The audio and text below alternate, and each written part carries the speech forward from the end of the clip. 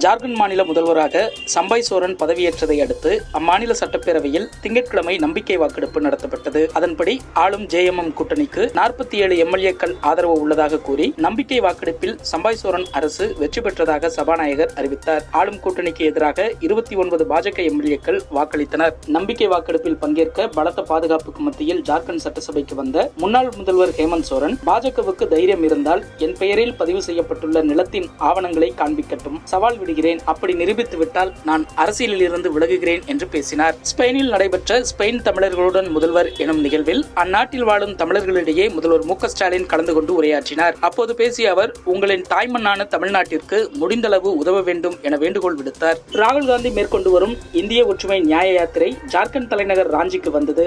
அங்குள்ள சாகித் மைதானத்தில் நடைபெற்ற பொதுக்கூட்டத்தில் பேசிய ராகுல் காந்தி, நரேந்திர மோடி அரசு அனைத்து பொதுத்துறை நிறுவனங்களையும் அளித்து வருகிறது. நாட்டின் முக்கிய பொதுத்துறை நிறுவனங்களில் ஒன்றான HEC நிறுவனத்தை மத்திய அரசு முடக்கி வருகிறது. வரும் நாட்களில் இந்நிறுவனம் அதானிக்கு விற்கப்படும். ஆமாம், HEC நிறுவனத்தை மத்திய அரசு தனியார் மயமாக்க பார்க்கிறது. BHEL, HAL, HEC என அனைத்து பொதுத்துறை நிறுவனங்களும் கொஞ்சம் கொஞ்சமாக அதானிக்கு விற்கப்பட்டு வருகிறது என்று அவர் பேசினார். எண்மண் எண் மக்கள் யாத்திரையின் நிறைவு விழா 234வது தொகுதியாக பல்லடத்தில் நடைபெற இருக்கிறது. இதற்காக பிப்ரவரி 25ஆம் தேதி பிரதமர் மோடி திருப்பூர் வருகிறார். 530 ஏக்கர் பரப்பளவில் ஒரு பெரிய மைதானத்தில் இந்த விழா நடக்கவிருக்கிறது. 5 லட்சம் இருக்கைகள், 10 லட்சம் பொதுமக்கள் மற்றும் பாரதிய ஜனதா கட்சி தொண்டர்கள் பங்கேற்க இருக்கிறார்கள். பிரதமர் மோடி வருவது எங்களுக்கு மகிழ்ச்சியான செய்தி. இது மிகப்பெரிய எழுச்சியான மாநாடாக நடக்கும் என்பதில் எந்தவித சந்தேகமும் இல்லை என்று சென்னையில் செய்தியாளர்களை சந்தித்த பாஜக மாநில தலைவர் அண்ணாமலை கூறினார். தேர்தல் தொடர்பான பணிகள் அல்லது பிரச்சார செயல்பாடுகளில் குழந்தைகளை பயன்படுத்துவதை சகித்துக் கொள்ள முடியாது என்று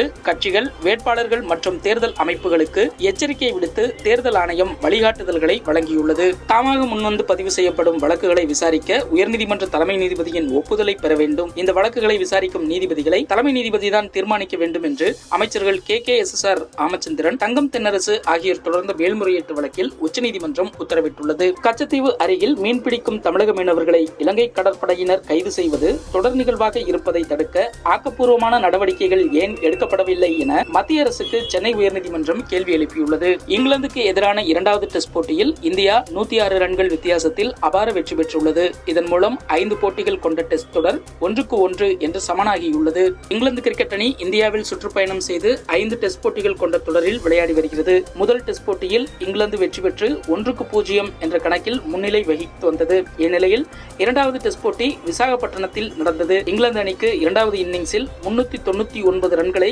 இலக்காக நிர்ணயம் செய்தது இந்திய அணி. இங்கிலாந்து அணி 292 ரன்களுக்கு அனைத்து விக்கெட்டுகளையும் இழந்து தோல்வியை தழுவியது. இதனால் இந்திய அணி 106 ரன்கள் வித்தியாசத்தில் வெற்றி பெற்றது. இந்திய அணி தரப்பில் பும்ரா, அஸ்வின் தலா 3 விக்கெட்டுகளை வீழ்த்தினர். விசாகப்பட்டினத்தில் நடந்து முடிந்த 2வது டெஸ்டின் 2வது இன்னிங்ஸில் ஜோ ரூட் விக்கெட்டை வீழ்த்தி டெஸ்ட் கிரிக்கெட்டில் தனது 499வது விக்கெட்டை பதிவு செய்தார் ரவிச்சந்திரன் அஸ்வின். இதன் மூலம் ரவிச்சந்திரன் அஸ்வின் டெஸ்ட் கிரிக்கெட்டில் 500 விக்கெட் வீழ்த்திய பவுலர் எனும் சாதனையை எட்டும் வாய்ப்பை எதிர்நோக்கியுள்ளார். அஸ்வின் இதுவரை 97 டெஸ்ட் போட்டிகளில் விளையாடி 499 விக்கெட்டுகளை சாய்த்துள்ளார். 500 விக்கெட்டுகள் என்ற மைல்கல்லை அவர் எட்டுவதற்கு இன்னும் ஒரு விக்கெட் மட்டுமே தேவை. ராஜ்கோட்டில் பிப்ரவரி 15ஆம் தேதி தொடங்கும் இங்கிலாந்துக்கு எதிரான 3வது டெஸ்ட் போட்டியில் அஸ்வின் 500 விக்கெட் என்ற சாதனையை படைப்பார் என்று எதிர்பார்க்கப்படுகிறது.